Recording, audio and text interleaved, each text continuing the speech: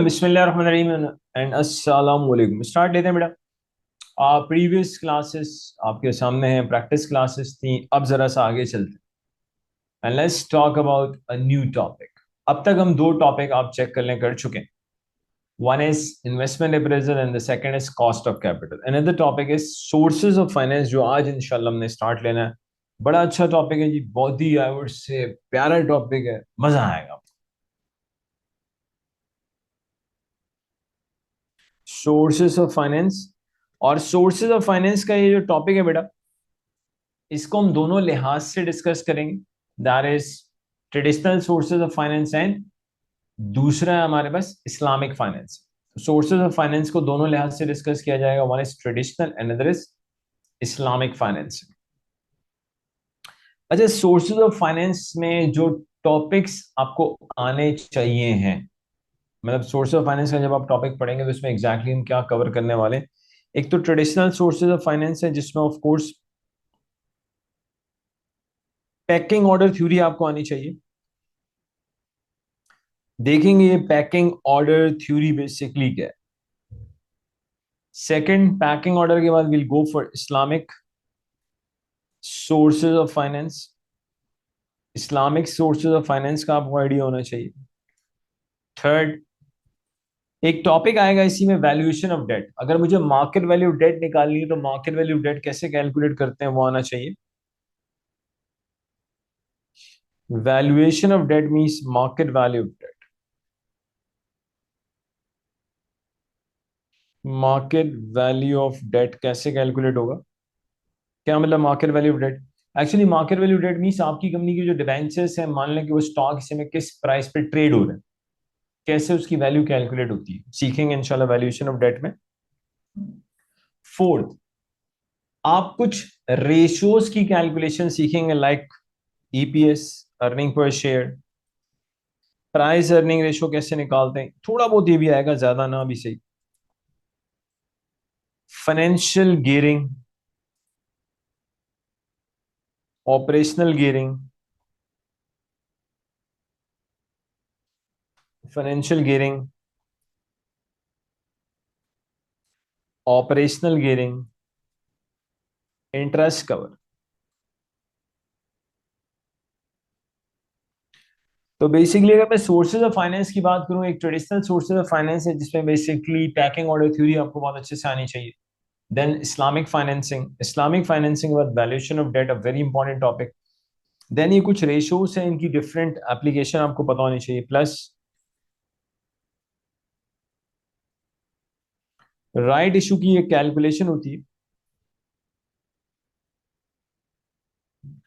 कि right issue के बाद मार्केट में जो प्राइस हो जाती है उसको थ्योरेटिकल एक्स राइट प्राइस कहते हैं। वो थ्योरेटिकल एक्स राइट प्राइस कैसे निकलती है, राइट इशू का impact on share holders wealth क्या होता है।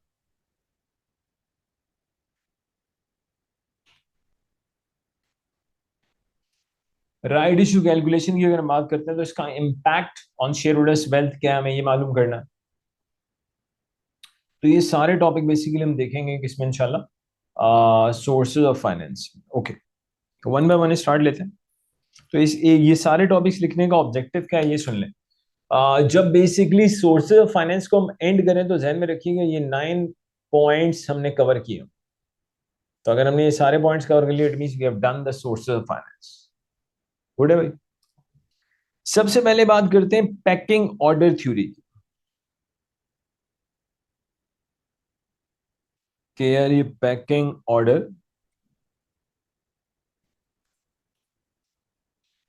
What is this packing order theory, please सुनिएगा। यार पैकिंग ऑर्डर थ्योरी ना, किसी भी ऑर्गेनाइजेशन, एक मैं कहता हूं logical sequence of raising the finance बताती है। रिपीट, पैकिंग ऑर्डर थ्योरी किसी भी ऑर्गेनाइजेशन क्या बता रही है, एक logical sequence of raising the finance, और बहुत ही लॉजिकल। देखो आपको एक प्रोजेक्ट में इन्वेस्टमेंट करनी है, okay, there is an opportunity, you to grab that opportunity, for that you need funds, funds कैसे रेस किए जाए। पैकिंग ऑर्डर थ्योरी आपको एक लॉजिकल सीक्वेंस बता रही है, भाई ये एक लॉजिकल सीक्वेंस है फाइनेंस रेस करने। यहां पे एक चीज क्लियर करो, फिर आगे चलते हैं। What is packing order theory. अब तक एक चीज समझ में आ जानी चाहिए, पैकिंग ऑर्डर थ्योरी आपको एक लॉजिकल सीक्वेंस दे रहा है फाइनेंस रेस करने। Packing order theory does not determine your capital structure. Baba packing order theory ये डिसाइड नहीं करता कि आपके बिजनेस में गियरिंग कितनी होनी चाहिए, आपके बिजनेस में इक्विटी कितनी होनी चाहिए। ना ना ना ना ना ना ना, ट्राई टू अंडरस्टैंड, दो अलग बातें। आपकी कैपिटल स्ट्रक्चर क्या होनी चाहिए है ये, this is something else. Packing order theory कहता है भाई हम तो आपको सिर्फ एक चीज बताएंगे Baba Sai, what is the logical sequence of raising the finance, that's it. तो मल्टीपल चॉइस में आ जाता है भाई, does pecking order theory determine organization's capital structure? The answer is no, no, no, not at all.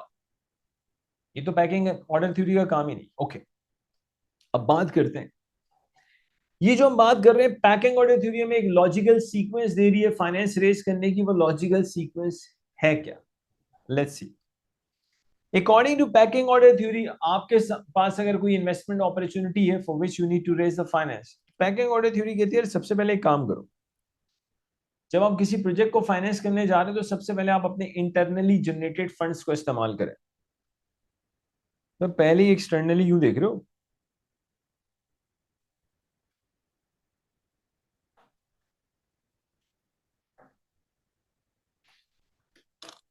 Packing order theory ये कहता है भाई सबसे पहले आप अपने इंटरनली जनरेटेड फंड्स को यूटिलाइज करें to finance the project. Internally generated पे और बात कर लेते हैं। पैकिंग ऑर्डर थ्योरी ये कहता है सबसे पहले बेसिकली आप करो क्या, एक ऑर्गेनाइजेशन को चाहिए प्रोजेक्ट को फाइनेंस करे अपनी रिटेन्ड अर्निंग से। ये जरा समझने वाला पॉइंट आ रहा है। एक ऑर्गेनाइजेशन को चाहिए कि वो अपने प्रोजेक्ट को फाइनेंस करे सबसे पहले किससे, रिटेन्ड अर्निंग से। यहां पे ये भी सुन ले भाई, यहाँ रिटेन अर्निंग का मतलब क्या है। लॉजिकली फाइनेंशियल मैनेजमेंट में पैकिंग ऑर्डर थ्योरी में रिटेन अर्निंग का मतलब है आपका रिटेन कैश। क्यों? ओ भाई जब आप रिटेन अर्निंग कह रहे हो ना तो उसकी दूसरी तरफ कैश भी होना चाहिए। ऐसा ना हो रिटेन अर्निंग और दूसरी तरफ कैश ना हो, फिर तो you won't be able to make investment. मैं सबसे पहले इस पॉइंट को क्लियर करना चाह रहा हूं कि रिटेन अर्निंग हो और दूसरी तरफ कैश ना हो, ये क्या क्या मतलब है इसका सर? क्योंकि मैं तो आपसे कह रहा हूं कि यार यहाँ जो रिटेन अर्निंग है, यहाँ रिटेन अर्निंग का मतलब है आपका रिटेन कैश। इसका वो मतलब नहीं है जो हम समझ रहे होते हैं जब एसओएफपी में रिटेन अर्निंग आ रही होती है। क्योंकि एसओएफपी में तो मोस्ट ऑफ द टाइम ऐसा होता है कि रिटेन अर्निंग तो है लेकिन उसके दूसरी तरफ कैश नहीं। अब वो बच्चा कह रहा है सर देखें, बच्चा कह रहा है सर हमारा एक सवाल है आपसे। हम बोले पूछो। बच्चा कह रहा है सर देखो ये बताओ, ये जो आप बोल रहे हो ना कि दूसरी तरफ कैश होना चाहिए, बाबा सही इसका मतलब क्या है? सानू दसो, सानू दसो इदा मतलब की है। क्या मतलब है भाई इसका कि दूसरी तरफ कैश होना चाहिए? तो बात करते हैं इसको, दूसरी तरफ कैश होने वाली बात समझाता हूं। मान लो एक कंपनी है जिन्होंने अपना एक नॉन करंट एसेट बेचा, जागते रहना भाई। कंपनी अपना नॉन करंट एसेट 200 मिलियन का बेचती है, क्या बात है भाई, रुपीस मिलियन में ले लेते हैं भाई।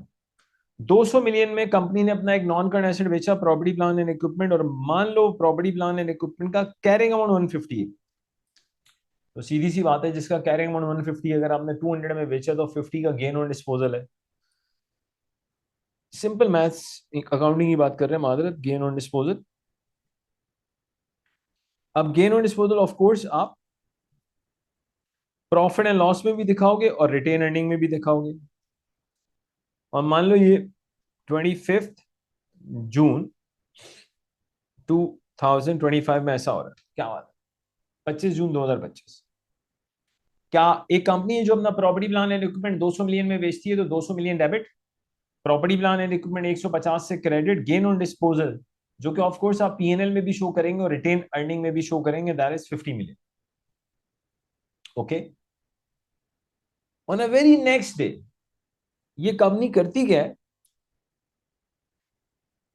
26 को ये कंपनी एक नया नॉन करंट एसेट खरीद लेती है, और ये नया नॉन करंट एसेट मान लो लेते हैं 200 मिलियन का। यानी कि जितना इनके पास पैसा आया था उससे इन्होंने क्या किया, एक नया non current asset on a very next day ले लिया। अब जरा जागते रहना, आप पहली एंट्री में देखें बैंक 200 से डेबिट हो रहा है, दूसरी एंट्री में देखें तो बैंक 200 से क्रेडिट हो रहा है। यानी कि जो पैसा 25 को आया, मान लो 26 को पैसे हमने लगा दिए। अब हुआ क्या, जब स्टेटमेंट ऑफ फाइनेंशियल पोजीशन बनेगी तो उसमें जाहिर सी बात है रिटेन अर्निंग में तो 50 मिलियन नजर आएगा। एसओएफपी जब बनेगी उसमें तो 50 मिलियन रिटेन अर्निंग के नाम पे नजर आएगा, लेकिन try to understand logically, retained earning में 50 होगा, लेकिन एसेट में इस रिटेन अर्निंग के 50 के अगेंस्ट 50 का कैश नहीं होगा लॉजिकली, क्योंकि 25 को आपको पता है 200 आए थे और 26 को 200 चले गए। यानी कि एसओएफपी में रिटेन अर्निंग होगी, 50 की एसओएफपी में रिटेन अर्निंग होगी इस ट्रांजेक्शन से रिलेटेड, लेकिन इस 50 के अगेंस्ट हमारे पास एसओएफपी में कैश नहीं होगा। अबे यही तो मतलब था कि जब हम कहते हैं ना, जब पैकिंग ऑर्डर थ्योरी ये कहती है कि आप एक प्रोजेक्ट को फाइनेंस करें इंटरनली जनरेटेड फंड से, रिटेन अर्निंग से, तो हमने कहा था इस रिटेन अर्निंग का एक्चुअली मतलब है रिटेन कैश। क्योंकि भाई इसका वो मतलब नहीं है जो एसओएफपी के अंदर रिटेन अर्निंग है, क्योंकि ऐसा भी हो सकता है एसओएफपी में, और अक्सर ऐसा ही होता है कि एसओएफपी में रिटेन अर्निंग होती है लेकिन उसके अगेंस्ट कैश नहीं होता। ये बात अब मेरे ख्याल से दिमाग में बैठ जानी चाहिए कि सर यहाँ पे तो माथा होता है भाई, यहाँ होता है, यहाँ होता है, जान समझ में आ गई। तो पैकिंग ऑर्डर थ्योरी क्या कह रही है भाई, आसान वर्डिंग्स में किसी प्रोजेक्ट को फाइनेंस करना है सबसे पहले क्या करो, इंटरनली जनरेटेड फंड्स इस्तेमाल करो। सिंपल है ना। जो हमारे अभी 99% लोग क्या करते हैं, अगर उन्होंने कोई इन्वेस्टमेंट करनी होती है, कुछ करना होता है, तो सबसे पहले क्या देखते हैं, खुद के पास पैसा कितना है मेरे भाई। पैकिंग ऑर्डर थ्योरी लॉजिकल है, पहले अपने पास देखो ना यार, डायरेक्टली एक्सटर्नल देखने की क्या जरूरत है। अच्छा, अब सवाल, क्यों इंटरनली जनरेटेड फंड सबसे पहले, रिटेन अर्निंग क्यों, और रिटेन अर्निंग का मतलब बता चुका हूं मैं। अब सुनना, retained earning is the best source of finance. बेटा ध्यान से मेरी बात सुनिएगा, I am saying retained earning is the best source of finance, I am not saying retained earning is the cheaper source of finance. Cheaper होना अलग बात है, बेस्ट होना अलग बात।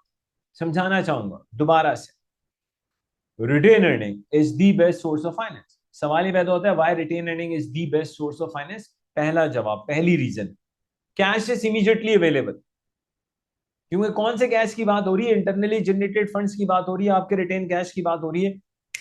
पैसा अवेलेबल है, उठाओ इस्तेमाल कर लो, कैश इज इमीडिएटली अवेलेबल। एक benefit, cash is immediately available. Second benefit, there is no transaction cost. किस बात की ट्रांजैक्शन कॉस्ट यार, उठाओ लगा दो पैसा, कोई ट्रांजैक्शन कॉस्ट नहीं है, कोई इशू कॉस्ट नहीं। ये भी तो एक रीजन है why retained earning is the best source of finance, immediately available, no transaction cost. तीसरा उससे बड़ा पॉइंट है, सुनना, organization is not supposed to convince everyone. Now, what do you mean by organization is not supposed to convince everyone? Organization is not supposed to convince, I would say, a large number of stakeholders. Now, the question is, what do you mean by a large number of stakeholders? जवाब सुने, आप अपना internally generated fund से इस्तेमाल कर रहे हैं ना, बीओडी कन्विंस है, बड़े बड़े आपके जो शेयर होल्डर्स हैं कन्विंस है, खत्म हो गई बात। आपका पैसा है भाई, पूरी दुनिया को कन्विंस करने की जरूरत नहीं है। तो अगर कंपनी ने इंटरनली जनरेटेड फंड्स इस्तेमाल करने तो करे ना भाई, आपको अपॉर्चुनिटी समझ में आती है, गो एंड यूज इट। आपको पूरी दुनिया को कन्विंस करने की जरूरत नहीं, क्योंकि इसको अगर मैं कंपेयर करूं बैंक के लोन से, बेटा बैंक से लोन नहीं मिलेगा जब तक आप बैंक को कन्विंस नहीं करो, यहां वो वाली चीज नहीं। तो अगर आपसे कोई पूछे भाई why retained earning is the best source of finance, cash immediately available, no transaction cost, An organization is not supposed to convince a very diverse range of stakeholders. ये वो रीजन है जिसकी वजह से हम कहते हैं यार retain internally generated funds, they are the best source of finance. तो सबसे पहले जब हम किसी प्रोजेक्ट की फाइनेंसिंग की बात करेंगे तो पहला फोकस किस पे होगा? इंटरनली जनरेटेड फंड्स पे. अब most of the time what happens कि हमारे पास इंटरनली जनरेटेड फंड्स इतने नहीं होते कि हम प्रोजेक्ट को 100% क्या कर सके, अपने इंटरनली जनरेटेड फंड से फाइनेंस कर सके. Then obviously will go for external sources of finance. अब सुनिएगा, एक्सटर्नली जब हम बात करेंगे तो according to packing order theory externally आपके पास दो सोर्सेज ऑफ फाइनेंस अवेलेबल है. One is debt and other is new equity. तो अब बात कर लेते हैं external sources of finance and let's talk about date.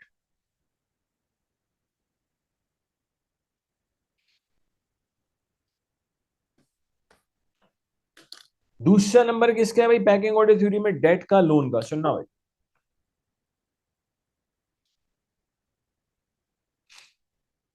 अगर इंटरनली इतने पैसे नहीं है तो आप एक्सटर्नल सोर्सेज ऑफ फाइनेंस पे जाओगे. जब आप एक्सटर्नल सोर्सेज ऑफ फाइनेंस पे जाएंगे, जब आप एक्सटर्नल सोर्सेस ऑफ फाइनेंस पर जाओगे तो बेटा याद रखिएगा, एक्सटर्नली हम सबसे पहले डेट की बात करते हैं, लोन की बात करते हैं. क्यों लोन की बात करते हैं आप सुनना. हम कहते हैं debt is a cheaper source of finance.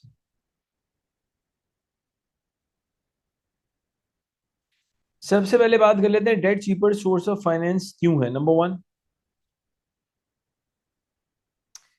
देखो डेट की फॉर्म में पैसा रेज करेंगे, लोन लेंगे तो you have to pay the fix interest. The benefit is fix interest देना है, उससे टैक्स सेव होगा. Fixed interest payment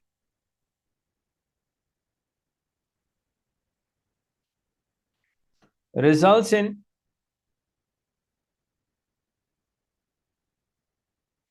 tax savings. एक बहुत बड़ा बेनिफिट. Why debt is the cheaper source of finance, ये डिस्कस हो रहा है भाई. Debt cheaper source of finance है, पहली reason fix interest payment. Fix interest payment results in tax saving. एक और फायदा भी सुनना, डेट होल्डर जो होते हैं ना सिक्योर्ड होते हैं. डेट होल्डर सिक्योर्ड होते हैं. और बेटा याद रखिए, याद रखिएगा, इसमें पब्लिक सर्विस मैसेज भी आएगा, जागते रहना. डेट होल्डर सिक्योर्ड होता है, और जो सिक्योर्ड होता है, जो सिक्योर्ड होता है वो कम रिटर्न पे एग्री कर जाता है. जो सिक्योर होता है वो कम रिटर्न पे एग्री कर जाता है. इसीलिए कुछ लोग, I am not saying majority, I am saying some of the people, what do they do? They actually spend either the entire life or a big chunk of their life doing the same job in the same office in the same company. Reason, security.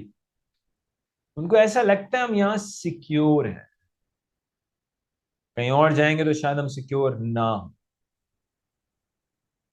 इस चीज का benefit आपका employer उठाता है मादरत के साथ. वो आपकी रेम्युनरेशन में इंक्रीमेंट तो लाता है, बड़ा स्लो इंक्रीमेंट होता है.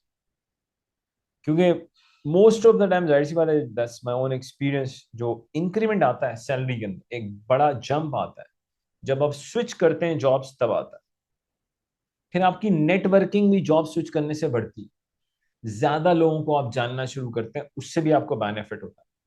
And when you are working in different industries तो जाहिर सी बात है आपके पास डिफरेंट इंडस्ट्रीज की स्किल्स आ जाती हैं कि यार किस इंडस्ट्री में किस तरह से काम करना है. उससे आपका प्रोफाइल और हाई होना शुरू हो जाता है.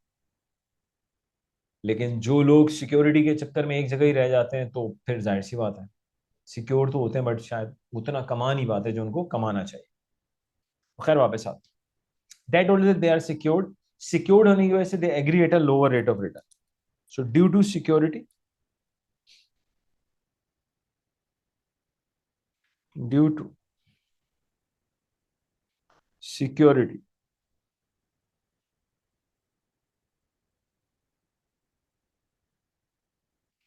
debt holders agree at a lower lower rate of return. Of course ये, अच्छा आप ये भी देख सकते हैं, आप कॉस्ट ऑफ कैपिटल का अगर रिकॉल करें टॉपिक, KD1 - C हमेशा कम था, सबसे कम था।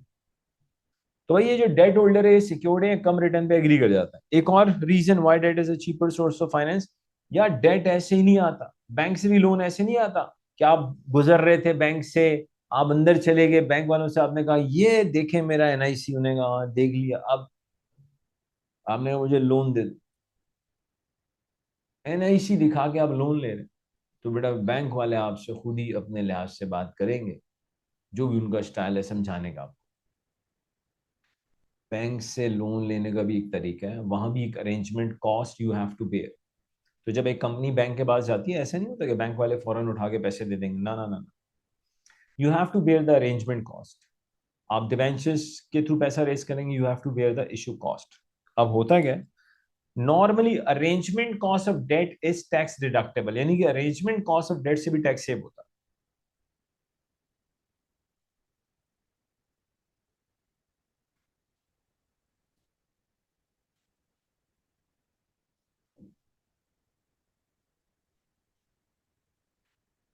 Is tax deductible. Arrangement cost of debt is tax deductible. ये वो तीन रीजन है जिसकी वजह से हम कहते हैं debt is a cheaper source of finance. Fix payment of interest से टैक्स सेव हो रहा है, डेट होल्डर सिक्योर्ड है तो लोअर रेट में मान जाते हैं। Normally arrangement cost of debt से टैक्स सेव होता है। अब एक सवाल आता है ध्यान में कि सर,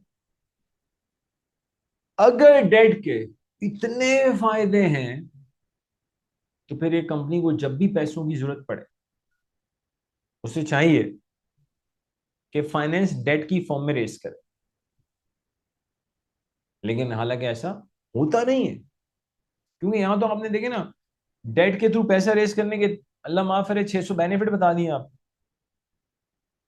इसके मुताबिक तो जब भी कंपनी को अगर पैसों की जरूरत पड़ेगी, तो कंपनी को पैसा रेस किसके थ्रू करना चाहिए, डेट के थ्रू करना चाहिए।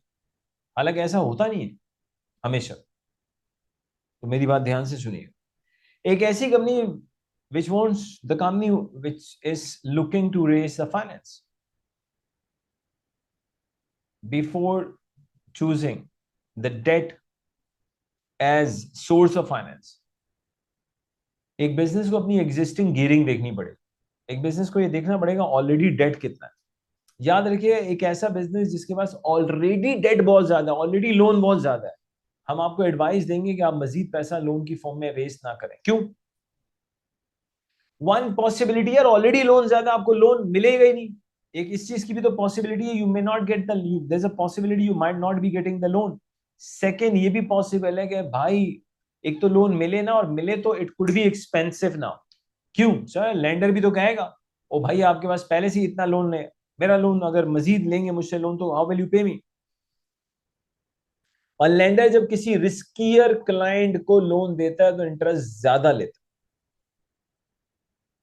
तो before raising the finance in the form of debt, it is highly advisable do check your financial gearing. Financial gearing means आप पहले चेक कर लो कि आपके बिजनेस में लोन की परसेंटेज है कितनी। अबे बाबा, पहले से लोन ज्यादा है तो भाई आपको मजीद डेट नहीं लेना चाहिए है। नंबर वन, शायद मिले ही ना, और मिले तो आपको एक्सपेंसिव मिलेगा।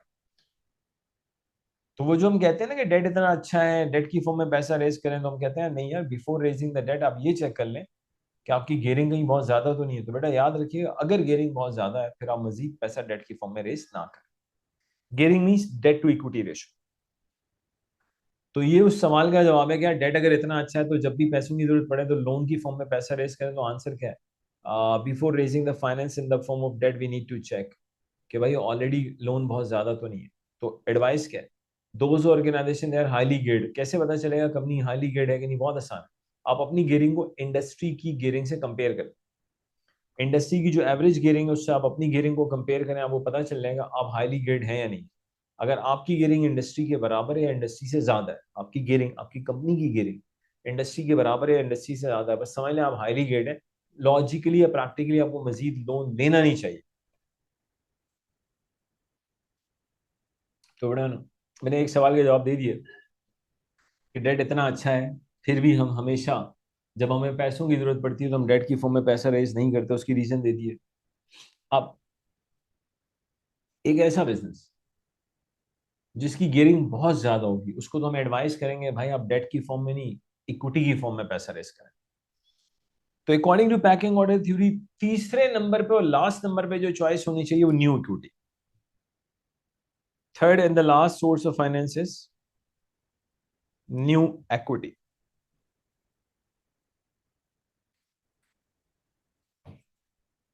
Number one is internally generated funds. Number two is debt financing. Number three is new equity. सवाल है कि आप न्यू इक्विटी क्यों बोल रहे हो? बेटा पहला इंटरनली जनरेटेड फंड्स कहा था ना, रिटेन अर्निंग कहा था। कोई बच्चा कह सकता है रिटेन अर्निंग भी तो इक्विटी है, तो ठीक है, पॉइंट नंबर 3 में क्या लिख रहा हूँ, न्यू इक्विटी। पहले न्यू इक्विटी को समझते हैं। न्यू इक्विटी का मतलब है शेयर्स इशू करके पैसा रेज कर। न्यू इक्विटी का मतलब क्या है भाई, आप ऑर्डिनरी शेयर्स इशू करके पैसा रेज कर। अब सुनना, इक्विटी याद रखिएगा is an expensive source of finance. Equity is N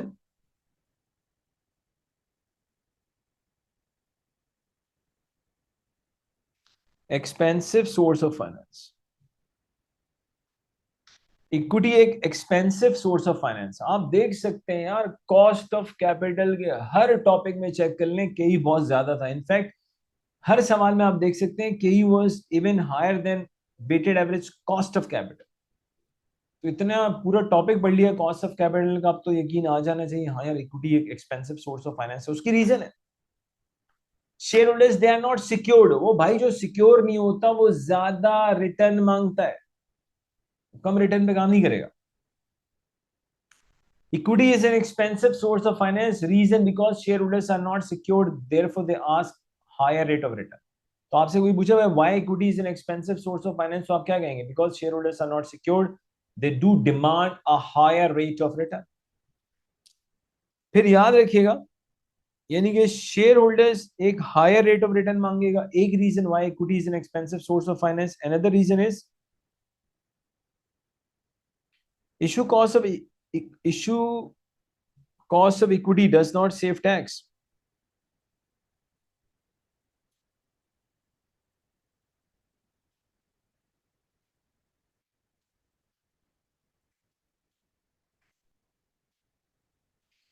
बेटा इक्विटी के इशू कॉस्ट से टैक्स सेव नहीं होता।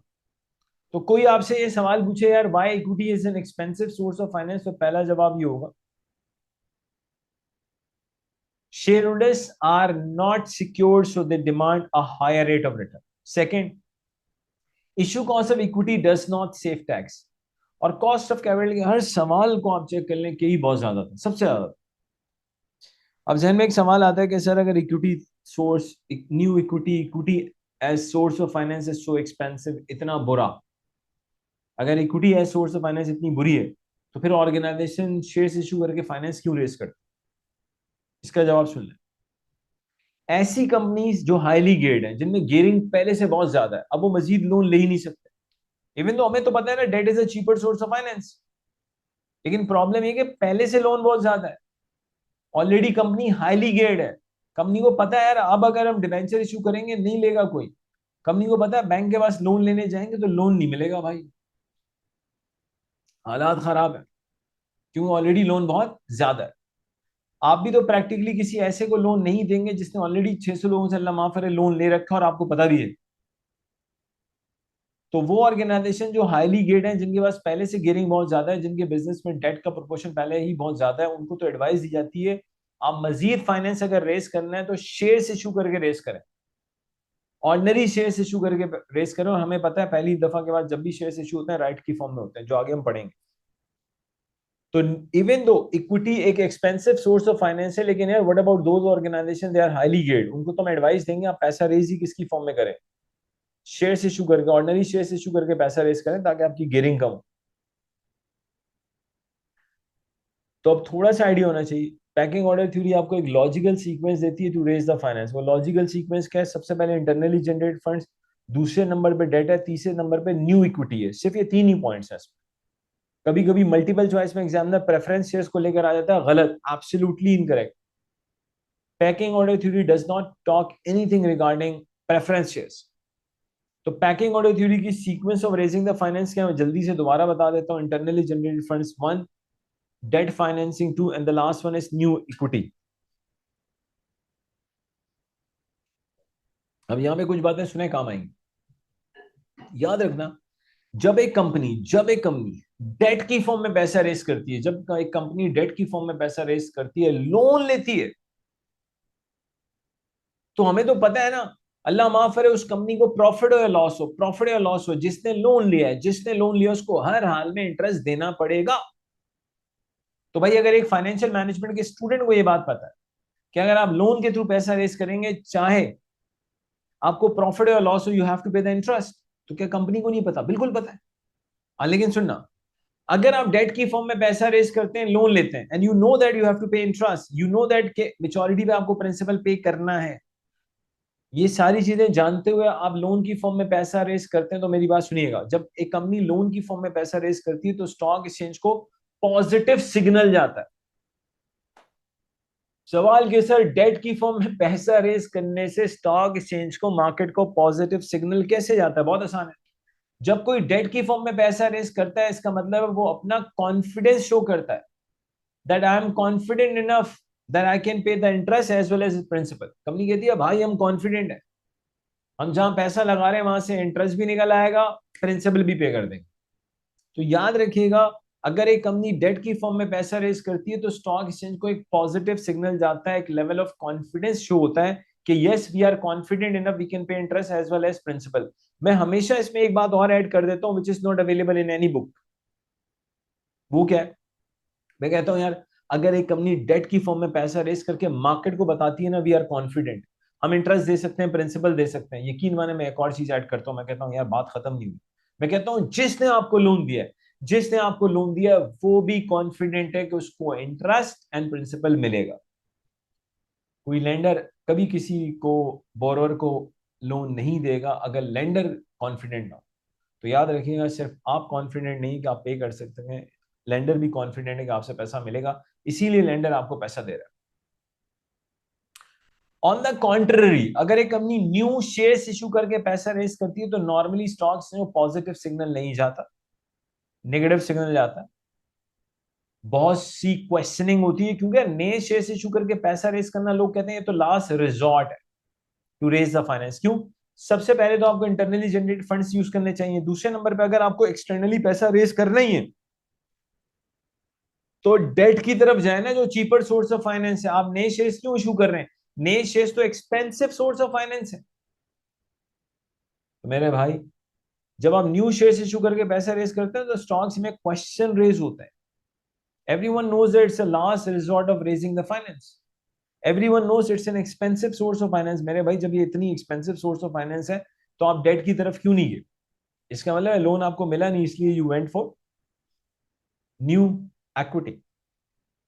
तो अब थोड़ा सा आइडिया होना चाहिए, जब हम पैकिंग ऑर्डर थ्योरी की बात करें तो पैकिंग ऑर्डर थ्योरी जो logical sequence of raising the finance बताती है, इंटरनली जनरेटेड फंड्स एक, एक्सटर्नल में पहले डेट है फिर न्यू इक्विटी, एक्सटर्नल में पहले डेट है फिर न्यू इक्विटी। और फिर मैं रिपीट कर रहा हूं, पैकिंग ऑर्डर थ्योरी सिर्फ आपको एक लॉजिकल सीक्वेंस देती है टू रेज द फाइनेंस, और लॉजिकल सीक्वेंस बता चुका हूं, पहले इंटरनली जनरेटेड फंड्स है, दूसरे नंबर पे डेट फाइनेंसिंग है, लास्ट में न्यू इक्विटी है।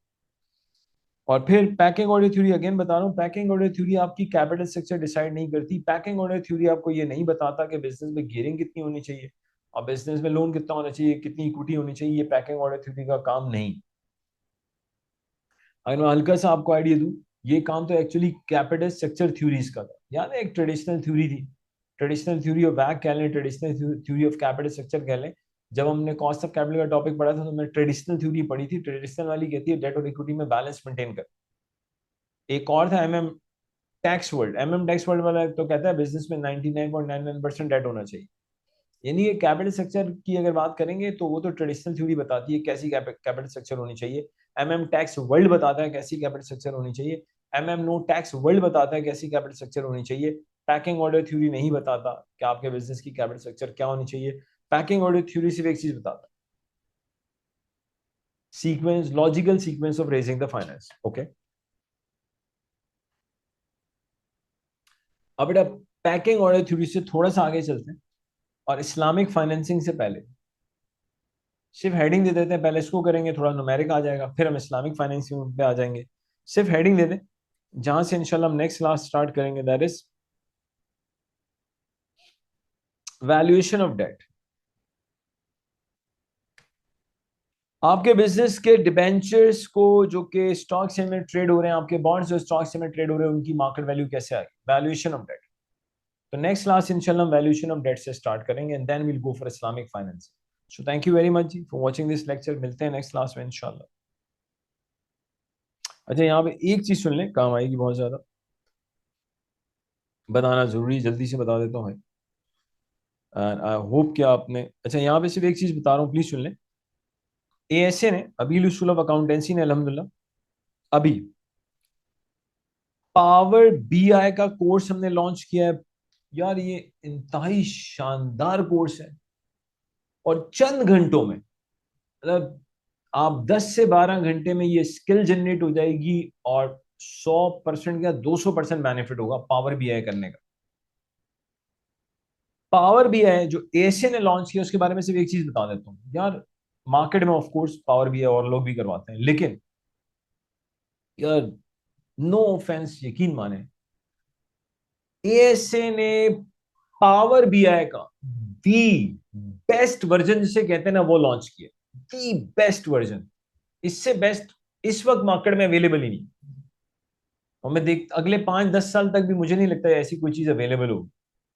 अब 2035 के बाद अवेलेबल हो तो मैं नहीं कह सकता, लेकिन फिलहाल नजर नहीं आ रहा है ऐसा कुछ अवेलेबल इंशाल्लाह। मतलब the best version of power भी हमने लॉन्च किया। इसके अलावा हमने यूएसए टैक्सेशन का प्रैक्टिकल कोर्स, यूएई का टैक्सेशन का प्रैक्टिकल कोर्स लॉन्च किया। Means practical 100% practical. और यार सबसे ज्यादा comprehensive USA taxation, UAE taxation अल्हम्दुलिल्लाह एएसए ने लॉन्च किया। ये भी हमारे प्रैक्टिकल कोर्सेज सबसे ज्यादा कॉम्प्रिहेंसिव हमने लॉन्च किया है। And third, financial modelling. Financial modelling तो पहले से ही हमारा बहुत ही एक्सीलेंट किस्म का कोर्स है। तो मैं चाहूंगा यार आप एक दफा लाजमी एडमिन से जरूर पूछें पावर बीआई के बारे में, यूएसए टैक्सेशन, यूए। भाई इसमें अगर एक स्टूडेंट टैक्सेशन में एक्सेल करना चाहता है, उसको तो फिर यूएसए टैक्सेशन, यूएई टैक्सेशन तो इस वक्त हॉट केक है यूएई वालों के लिए, हॉट केक, यकीन माने। तो वो स्टूडेंट जो यूएई के अंदर है, यूएई जाने को प्लान कर रहे हैं, अगर आप ये यूएई का प्रैक्टिकल टैक्सेशन कोर्स कर लेते हैं, आपकी सोच है आप कहाँ पहुंचेंगे, किसे कहाँ पहुंचेंगे, बहुत आगे ही जाओगे बेटा। एंड देन फाइनेंशियल मॉडलिंग, ये सारे जो मैंने कोर्सेज बताए, इन नो टाइम आप ये कोर्सेज कर भी लोगे, आपकी एक्स्ट्रा ऑर्डिनरी स्किल एनहेंस होगी, एक्स्ट्रा ऑर्डिनरी। जरूर इसकी इंफॉर्मेशन लीजिएगा एडमिन से, तो आपको आइडिया होगा। मैं इसमें जल्दी से एडमिन का नंबर भी बता देता हूँ जो आपको इनसे रिलेटेड बहुत अच्छे से गाइड कर सकते हैं। Let me just right the number. तो बेटा मैंने एडमिन के दोनों नंबर लिख दिए, ठीक है। पहला नंबर भी है, दूसरा नंबर भी एडमिन का। पहला नंबर मोरलेस आपको हर वक्त ही मिलेगा, दूसरा नंबर भी हर वक्त मिलता है आपको। तो एडमिन के दोनों नंबर भी लिख दिए हैं। मतलब लाजमी एक आध दफा इन कोर्सेज के बारे में आप पूछें, आपको आइडिया होगा। मतलब इनसे आपको नॉर्मल बेनिफिट नहीं होगा, एक्स्ट्रा ऑर्डिनरी बेनिफिट होगा, और ये आपकी अपने ऊपर इन्वेस्टमेंट होगी। और मैं एक चीज बता दूं, अपने ऊपर इन्वेस्टमेंट करोगे बहुत आगे जाओगे। क्यों यार, ए से आपको ऑफ कोर्स उन्हीं कोर्सेस को करवाएगा जो हमारी फील्ड से रिलेटेड, जो आपको बेनिफिट देंगे। भाई कोई एमबीबीएस के कोर्सेज थोड़ी कराएंगे आप। तो आपको सिर्फ उन्हीं कोर्सेज की एडवाइस दी जा रही है जो आपकी फील्ड से रिलेटेड है, और ये चंद घंटों में आपकी स्किल न जाने कहां से कहां चली जाएगी। तो थैंक यू वेरी मच इसको सुनने के लिए। मिलते हैं इंशाल्लाह नेक्स्ट क्लास।